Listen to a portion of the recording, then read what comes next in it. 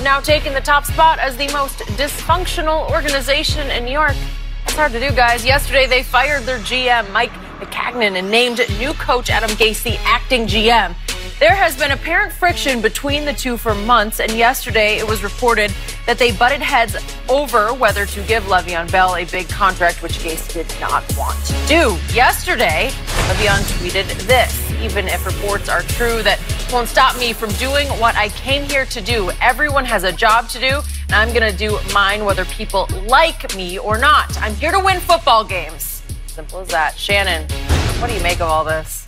It fits the Jets, Skip. And, you know, they spell it out Jets. I got another one. MESS. Mess.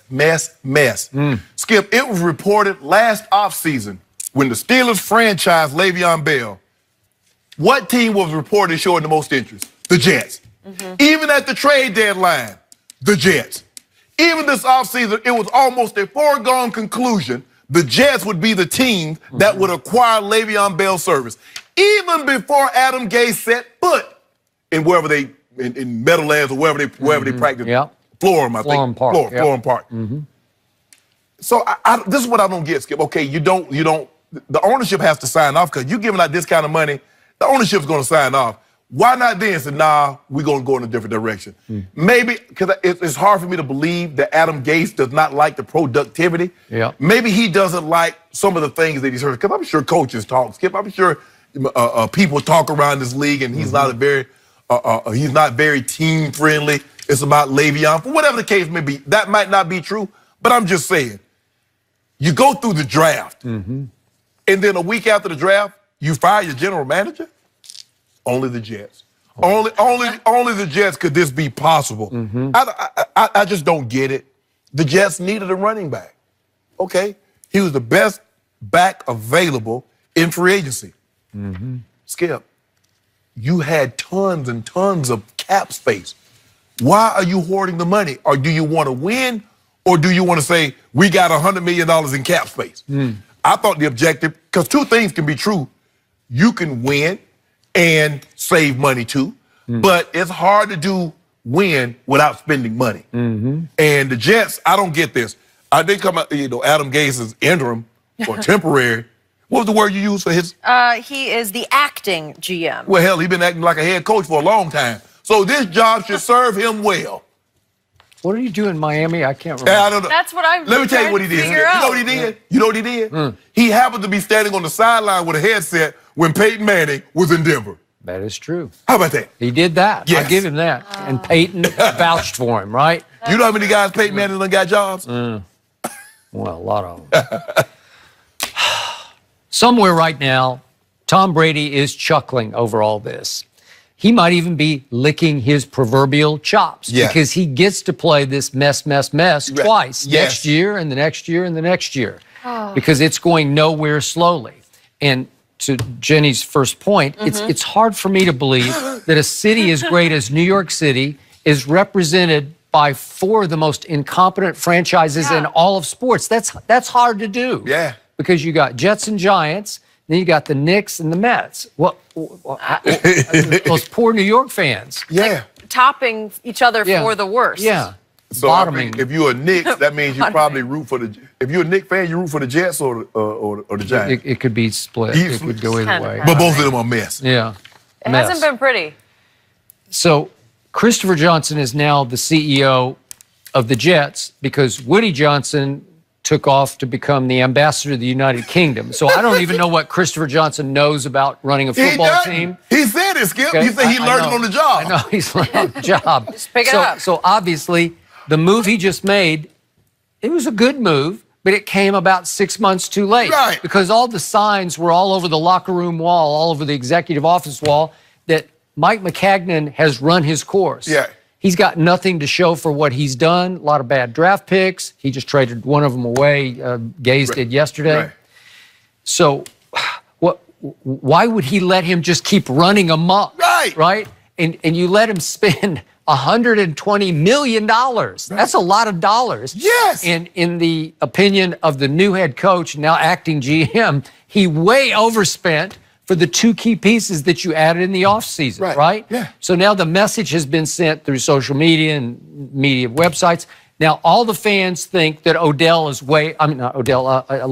way overpaid. And CJ. Way overpaid. They might not even know CJ is yet, but they'll figure out he's way overpaid. But I guess what? I bet you Le'Veon ain't giving no money back. No, he's not. But now it's a little awkward. It's a little uneasy because your two key pieces have to go to OTA or training camp or whatever, knowing that the head coach really thought they were bad buys, right? Bad. I go in there, my head high. I'm like, hey, Coach Gase. Hey, appreciate that. Way to go. I appreciate that.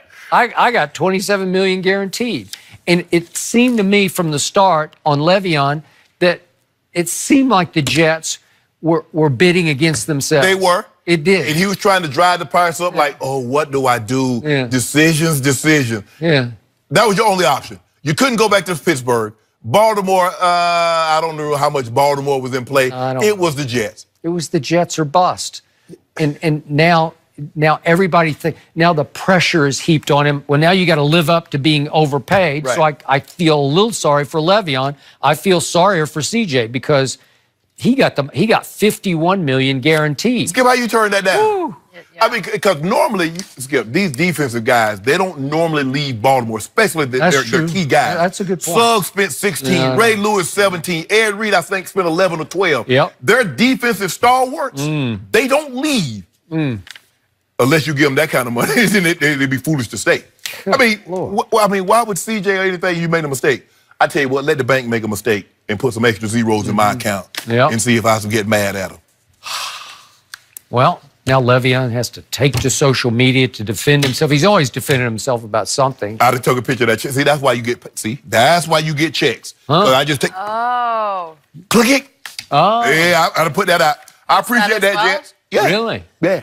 Okay. I put that out there. Huh. Interesting. I would have. So what's Le'Veon supposed to do, Skip? I mean, the fact of the matter is that he said that I know, because we all want to be wanted. We all want the guy, because see, for me, when I was in Denver, when they wanted to trade me, the head coach was the general manager. So I know neither one of them wanted me. So it wasn't no, well, I think the general manager wants me, but the head coach don't. The head coach wants me, but the general manager doesn't. The head coach, the guy that's going to be calling the plays. So now, whether or not I'm successful is depending on the guy that didn't really want me here to begin with. It has been a long time since this team has been relevant. 2010, last time they made. So now New York's got Daniel Jones and Le'Veon Bell overpaid, right? Well, one guy was overdrafted. He was way overpaid. New York. If Le'Veon does what Le'Veon does, this will be a bargain. Yeah. I don't know if it'll be a bargain. Because I don't know how long he's going to last at that level. He got to last this year. We'll worry about 2020 and 2020. But right now, let's see him get through 2019, drop a few LBSs, and be Le'Veon Bell. Yep. I'm just not sure how long Adam Gase is going to last. Well, he's got a lot of jobs right now. He's a busy guy, acting GM, so a lot of responsibility. They got a lot of people in position that they shouldn't have. It's pretty good to fail at Miami and wind up as both the GM and the coach. Yeah. That's why Tom Brady, you notice, the last couple of years, Tom Brady said, y'all suckers in this division so bad, I'm not even going to OTAs. Tom Brady used to live in OTAs. He would never miss. And now he's like, yeah, bums. That guy doesn't need it. He's circling those games. Yeah, he's like, he's okay. Hey, you think I'm going to let Adam Gase and Sam Darnold, or I'm going to let what's in Buffalo, or who else in that division? Dolphins. Don't even realize it at that point. Brian Flores. I know you, Brian. I used to beat you up in practice every day. He did. You're not too worried. Who that quarterback? Oh, I forgot. Josh Rosen. Yeah. Josh Rosen. Seriously? You know what? I might have to amend mine. Tom Brady might play till he's 55. Because of this? Yeah, because he's going up against? This mess, they might better hire me. That doesn't bother you, though, Skip, right? I'm happy. I know you happy. Yep. If he stuck around That's a a bit shame. longer. That's a shame. I thought the Jets might put up a little competition this year, but I'm not sure about that. They brought it to the lead as far as dysfunction. Well, Feels like this team is far from figuring it out at this point. Guys, I'm excited about this next one. Here we One go. of the greatest boxers ever. Sugar Ray Leonard is here in studio. Here we go. We'll talk to him about Pacquiao, Mayweather, and so much more. Stay with us.